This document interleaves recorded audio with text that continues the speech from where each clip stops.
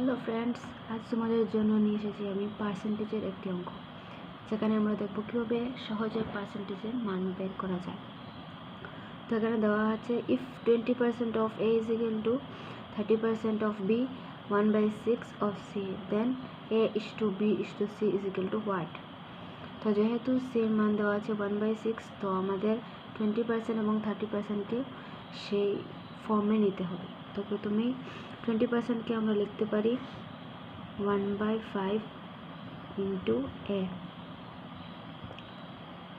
Is equal to 30%কে লিখতে পারি 3/10 ইন্টু বি, এবং সিকে তো দেওয়াই আছে 1/6 টু সি।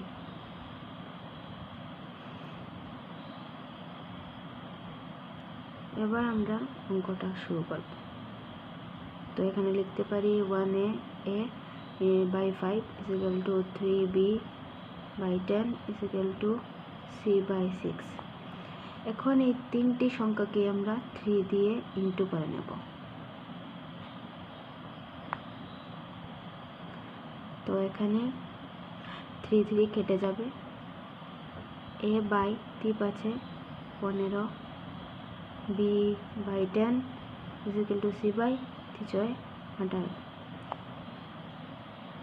মানে a is to b is to c is equal to 15 is to 10 is to 18।